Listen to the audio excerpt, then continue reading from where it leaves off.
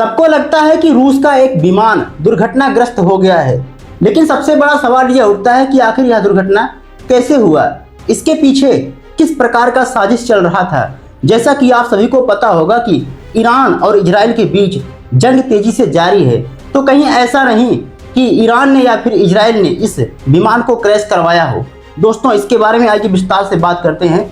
जैसा कि आप सभी को पता होगा कि किस प्रकार से रूस का एक विमान दुर्घटनाग्रस्त हुआ है और इसे लेकर रूस के राष्ट्रपति व्लादिमीर पुतिन बहुत ही ज्यादा भड़के हुए हैं और बहुत ही ज्यादा गुस्सा उनका देखा जा सकता है।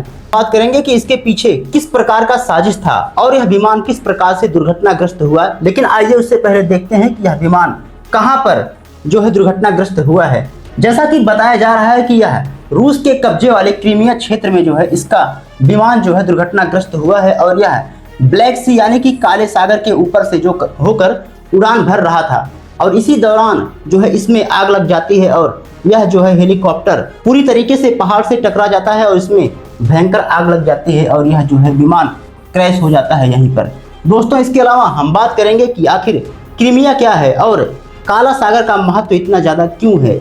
रूस आखिर क्रीमिया पर किस प्रकार से कब्जा किया हुआ है, जबकि क्रीमिया यूक्रेन का क्षेत्र माना जाता है। दोस्तों, इसके अलावा यह बताया जा रहा है कि यह हेलीकॉप्टर किस प्रकार से आसमान में उड़ रहा था, लेकिन जो है रडार से संपर्क टूट जाने के कारण जो है यह इसमें तकनीकी खराबी आ जाती है और यह विमान जो है दुर्घटनाग्रस्त हो जाता है। और रिपोर्ट से यह बताती है कि यह इलाका काफ़ी ज़्यादा पहाड़ी था और इसमें जो है टकरा जाती है, जिससे विमान जो है क्रैश हो जाता है।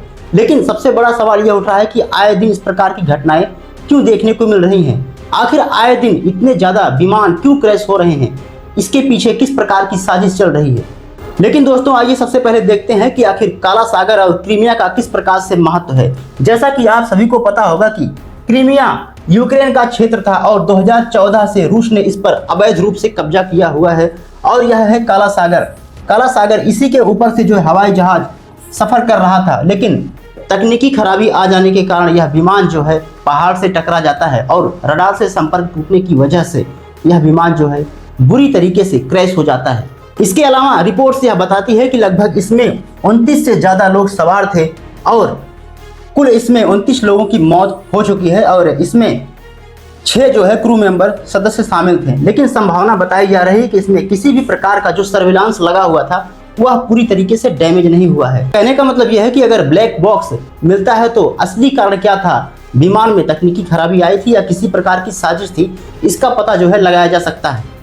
इसके अलावा दोस्तों, यह है काला सागर और काला सागर का बहुत ही ज़्यादा रणनीतिक महत्व है, क्योंकि इस पर जो है रूस और यूक्रेन के बीच जिस प्रकार से जंग जारी था, तो यह क्षेत्र जो है काफ़ी ज़्यादा रणनीतिक या कूटनीतिक दृष्टि से जो है अहम माना जाता है और यहाँ से लगभग सभी हेलीकॉप्टर रूस के हो या फिर यूक्रेन के या इसके ऊपर से जो है हमेशा उड़ान भरते रहते हैं। लेकिन सबसे बड़ा सवाल यह निकल कर आता है कि जब इतने सारे हवाई जहाज इस जो है सागर से होकर गुजरते हैं तो ऐसे में यह विमान किस प्रकार से क्रैश हुआ। दोस्तों, इसके अलावा आप सभी को पता होगा कि किस प्रकार से रूस और यूक्रेन के बीच जंग अभी भी जारी है। ऐसे में रूस के राष्ट्रपति व्लादिमीर पुतिन और यूक्रेन के राष्ट्रपति व्लादिमीर ज़ेलेंस्की ने दोनों ने मिलकर बहुत ही ज़्यादा एक दूसरे की जो है अवहेलना की थी और शायद यही वजह बताई जा रही है कि किस प्रकार से यह जो है विमान क्रैश हुआ होगा। कहीं ऐसा तो नहीं कि इसमें यूक्रेन का हाथ है, क्योंकि जंग अभी भी दोनों के बीच जो है जारी है। इसके अलावा दोस्तों, आप सभी को पता होगा कि जब से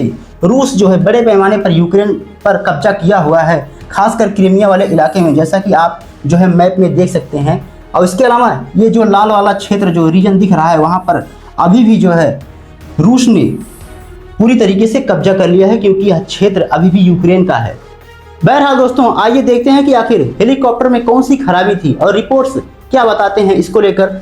जैसा कि रिपोर्ट में यह दावा किया जा रहा है कि इसमें लगभग इंजन जो है संभावित रूप से खराब हुआ होगा और इंजन फेलियर की वजह से यह जो है विमान जो है दुर्घटनाग्रस्त हुआ होगा, क्योंकि इसमें तकनीकी खराबी आने के कारण जो है इसका रडार से संपर्क टूट गया होगा या फिर मौसम खराब होने की वजह से कई बार भी ऐसा होता है कि रडार से संपर्क पूरी तरीके से टूट जाता है और यही वजह होती है कि इतने बड़े विमान जो है पहाड़ से टकराने की वजह से जो है यह दुर्घटनाग्रस्त हो जाते हैं। लेकिन असली कारण का पता तभी चलेगा जब ब्लैक बॉक्स का उपस्थिति अनिवार्य होगा। कहने का मतलब यह है कि जब इस हेलीकॉप्टर में जो ब्लैक बॉक्स लगा हुआ था, जब वह मिल जाएगा तो असली कारण क्या था उसका पता चल जाएगा। कि इसमें ईरान का हाथ था या फिर यूक्रेन की सबसे बड़ी साजिश थी। बाकी दोस्तों, आप क्या समझते हैं कि क्या इस विमान को क्रैश करवाने में यूक्रेन या फिर रूस का हाथ या फिर ईरान का हाथ हो सकता है? कमेंट बॉक्स में फिर जरूर बताइएगा। मिलते हैं अगली वीडियो में, तब तक के लिए जय हिंद, जय भारत।